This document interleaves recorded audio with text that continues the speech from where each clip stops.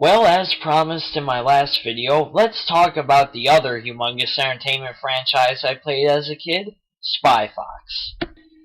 Spy Fox was about a world of personified animals, one of which was a secret agent named Spy Fox.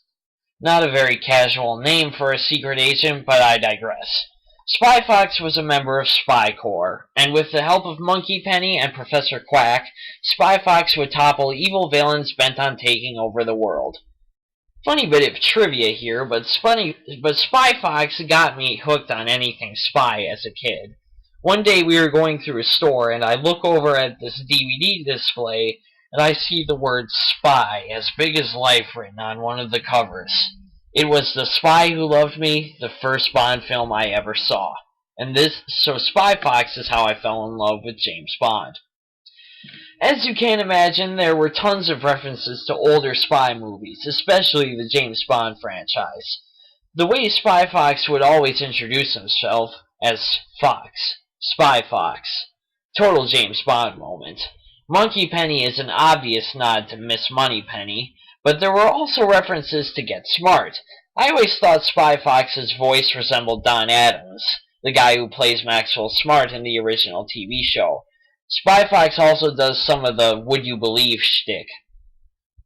The animation is very unique and very different from Pajama Sam. There are very angular shapes, and oftentimes backgrounds won't be colored inside the lines. It's very hard to describe, but looks really cool. Even the animals have unique looks to them, different from most animated animal interpretations. The Spy Fox franchise consisted of 3 story-based games.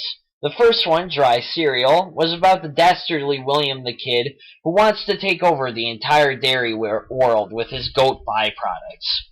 The second one, Some Assembly Required, pits Spy Fox against Napoleon LaRoche, who wants to settle an old score with a World's Fair by destroying it.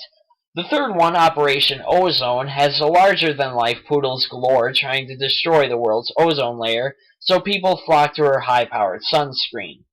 As you can see, the world domination plots are really quite silly, but remember, it's for kids.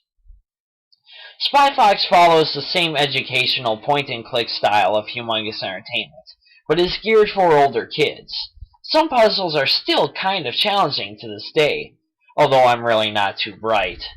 Each game also has the multiple paths and objectives that I described in my Pajama Sam review. Professor Quack provides you in each game with an arsenal of clever gadgets. These are a lot of fun because they're very unique. I'll never forget the laser toothbrush or the grappling granny. Spy Fox is awesome. He's literally James Bond incarnated in a fox, although not quite as conspicuous. He has the cool gadgets, the nice tucks, and the knack for funny comebacks and one-liners. Especially his catchphrase, I'm in there like swimwear. Does that even make sense? No, but god dang is it catchy. All the side characters are a lot of fun, and some of them are references to other movies or James Bond throwbacks. In the first game, there's Russian Blue, a seductive feline but dangerous all the same. There's also Raccoon Captain James T. Drydock, who is a direct reference to William Shatner from Star Trek. Even his boat is called the SS Winterprise instead of the Enterprise. And he even paraphrases the opening of the show. I didn't appreciate this guy much as a little kid, but now he's freaking hilarious. There's also Artemis J. Big Pig, who can play Go Fish with you in the restaurant. There's also a Spy Corps operative flea named Walter Wireless. He's a lot of fun. And of course, the villain William the Kid. God, is he awesome. So over the top, but so menacing too. Dry Cereal is my favorite in the series, and this is only the first game. The second one, unfortunately, isn't quite as impressive and doesn't have as many memorable characters. Moneypenny and Quack return, and so does Walter Wireless. The most memorable characters are the Caped Cod, his biggest fan, Elmo, and 2 cloned sheep named Doll and Lee. Do you get it? Napoleon LaRoche is underwhelming, and so are his motives, but the third one makes up for it. The third game is chock full of memorable characters. One of them in particular is the Spy Corps operative pig named Roger Bohr, an obvious reference to the third actor to play James Bond, Roger Moore. But come on, you could have been a little more creative with that. How about Sean Connery, or maybe Timothy Dolphin? I don't know. But the villain Poodles Galore is my favorite villain in the franchise. She is so awesome and over the top and just plain nuts.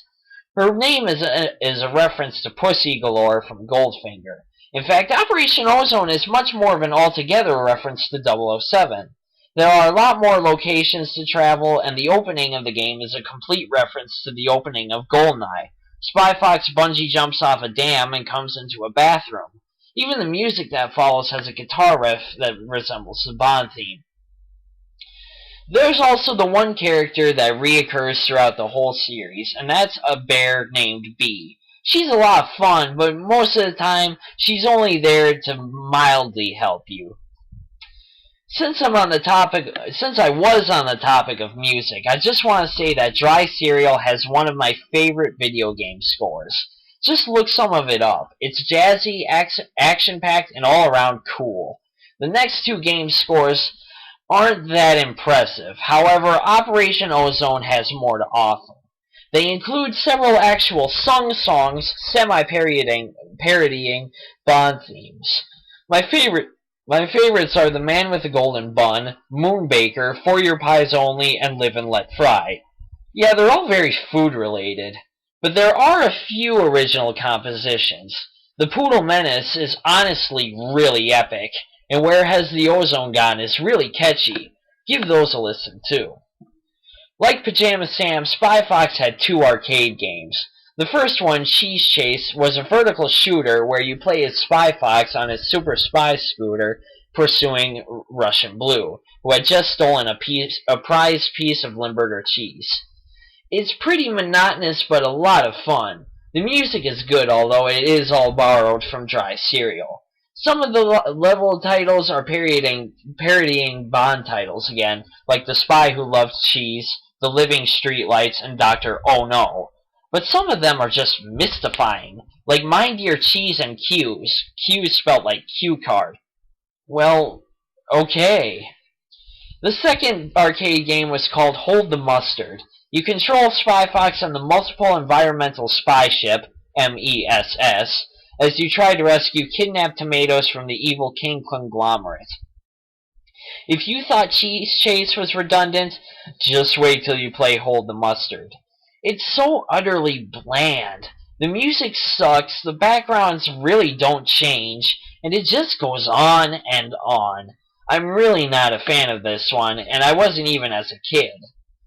Overall, the Spy Fox franchise, however, was great, fun, and addicting throwback and homage to the spy genre.